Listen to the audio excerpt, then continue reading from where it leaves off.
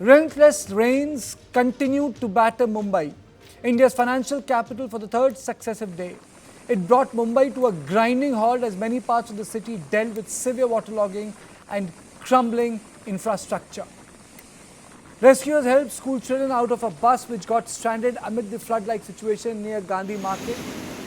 Policemen navigated through knee-deep water while carrying the kids to safety. Local trains also could not run on time. Entire train service in Mumbai was disrupted on the harbour line due to heavy rainfall in many parts of the city. Waterlogging and submerged tracks in areas like Makhurd, Govandi, Kurla and Tilaknagar delayed train services on harbour. Low-lying areas like Andheri subway and Lokhandwala complex witnessed water accumulation, bringing traffic to a crawl. The BMC appealed to residents to stay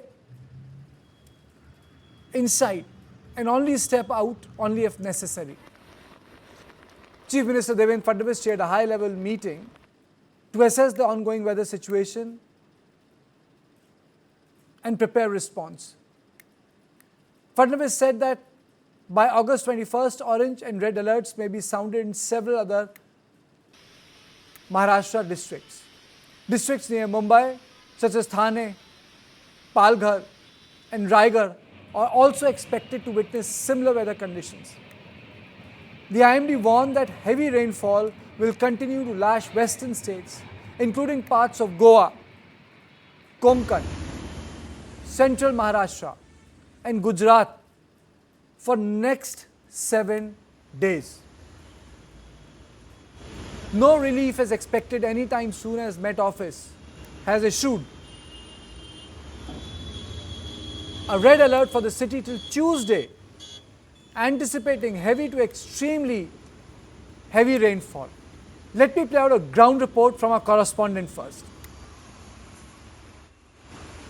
बीती रात से ही मुंबई हो, पालघर हो, थाने, रायगढ़, ये तमाम ऐसे जो जिले हैं वहाँ पर मूसलाधार बरसात हो रही है और मुंबई में चंद घंटों की बरसात और आपको भी पता है कि सड़कों पर पानी पानी हो जाते हैं। तमाम दावे जो बीएमसी हर साल पहले बरसात से पहले कहते हैं कि इस साल मुंबई के सड़कों पर पानी नहीं लगेगा और जब कुछ घंटों की बरसात होती है तो गटर पूरी तरीके से जब पैक हो जाता है तो पानी जो है सड़कों पर आ जाता है। और ये देखिए तस्वीरें मुंबई के चेंबूर इलाके की। आज आपको मुंबई के हर कोने में, हर निचले इलाके में आज आपको इसी तरह की तस्वीर मिलेगी क्योंकि इंद्र देवता बीती रात से ही मुंबई में गरज रहे हैं और बरस रहे हैं और जैसे ही जब बरसात शुरू हो जाती है तो वाटर लॉगिंग की समस्या शुरू हो जाती है। और आज देखिए बीएमसी ने जब देखा कि ज़्यादा बरसात हो रही है तो एहतियातन के तौर पर स्कूलों में छुट्टी कर दी गई, लेकिन मुंबई के कई ऐसे इलाके हैं जहां पर अब पूरी तरीके से डाइवर्ट कर दिए। ट्रैफिक की समस्या जो है वो भी उत्पन्न होनी शुरू हो चुकी है। लोगों से अपील की है कि घरों से बाहर ना निकले और ज़रूरत ना हो तो कामकाज पर भी ना आए। हालांकि मुंबई की लाइफलाइन कही जाती है, मुंबई की धड़कन जो कही जाती है, उसके हार्बर लाइन पर भी थोड़ी सी रेलवे ट्रैक पर पानी भरी है तो वहाँ पर भी दिक्कत है। अगर आप मुंबई से नवी मुंबई जाना चाहते हैं तो आपको इसी दिक्कतों का सामना करना पड़ेगा क्योंकि ये जो इस वक्त हम जहाँ पर मौजूद है मुंबई का चेंबूर इलाका और यहाँ से मुंबई से थाने, वाशी, नवी मुंबई, यहाँ से तमाम जो गाड़ियाँ जाती हैं वो इन्हीं दिक्कतों का सामना करके आ जाना पड़ रहा है। इसके अलावा देखिए मुंबई के परेल हो, हिंद माता हो, वर्ली हो, सायन हो, अंधेरी सबवे हो, मलाड हो, लालबाग इलाका हो, ऐसे तमाम ऐसे निचले इलाके हैं जहां पर इसी तरीके की तस्वीर, इसी तरीके का जो जलभराव है वो आज देखने को मिल रहा है। और एक बार फिर से करोड़ रुपए का जो बजट बीएमसी निकालती है मुंबई की सड़कों पर वो पूरी तरीके से स्वाहा होते हुए इसी तरीके से आपको दिखाई देगा। So this is our correspondent Shubham. The heavy rainfall is being caused due to a low pressure system that has developed over the Bay of Bengal. Despite its standing as India's commercial capital, Mumbai continues to falter each monsoon. On this issue, I am joined by Vimlendu Jha, environmentalist, Dr. P.S. Rana, former CMD HUDCO, Sudhir Krishna, former Secretary Urban Development, Government of India. Vimlendu, my first question to you is, why does Mumbai struggle with flooding every year? I think we haven't learnt our lesson. It's, imagine the infamous floods of Mumbai of 2005, when more than 1,000 people died. And we actually looked at, fixing the drainage system. And imagine that project that was unveiled immediately after that big disaster, the project is still underway and the drainage system is still dilapidated.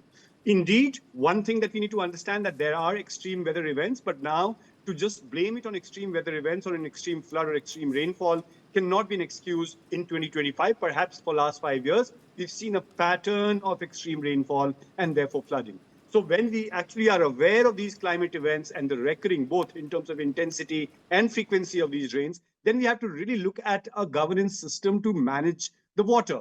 Mumbai, everyone knows it has a very unique topography in that sense, that it's linked seven islands, and therefore there are low-lying areas. Also, tides play a very important role, and therefore when it actually rains and the tides happen at the same time, it's very difficult to really water to drain off. And that's the reason why most of the natural drains that existed, as in a couple of years ago, I actually did a walk around Methi River in Mumbai, and the entire river, which people don't even know that there's a river that exists in Mumbai, is completely clogged because infrastructure has taken precedence. And infrastructure does not mean natural infrastructure or common infrastructure or citywide infrastructure. In terms of builder mafia has taken over the entire Mumbai, and therefore through and through, year after year, we actually see the entire Mumbai flooding. We've seen, of course, the wetlands being devastated. We've seen mangroves being cut and curtailed. We've seen lakes being compromised. So on every front, if you actually choke the natural, drainage capacity of a city, then what do you expect? And then you only have a financial capital which comes to a standstill when it actually rains. And when it rains heavy, of course, it will actually create a havoc. Okay. Mr. Krishna, Mumbai contributes 6% of India's GDP, 40% of direct taxes. It's an urban city. Everyone knows the problem. And I'm not even talking about how climate change is going to have a devastating effect on Mumbai when the sea will surge and the coastline will become even more vulnerable. And Mumbai can't take 48 hours of rainfall. I mean to say, don't we learn anything, or does corruption get best of everyone? Well, I'm not sure about the corruption part, but I think it is lack of vision and putting the act together. Now technology is available to understand, make a new rainfall mapping. The rainfall pattern has changed, no doubt, but it has to be mapped, and we have to gear up. For example, the drainage system, which is more than 100-year-old, was designed to accept certain level of water flow. Now as things are, the rainfall has increased. That is one.